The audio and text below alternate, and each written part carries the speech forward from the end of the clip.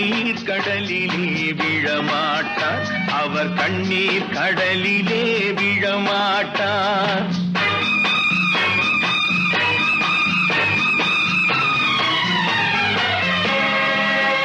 நான் ஆணையிட்டால் அது நடந்து விட்டால் இங்கு ஏழைகள் வேதனை படமாட்டார்.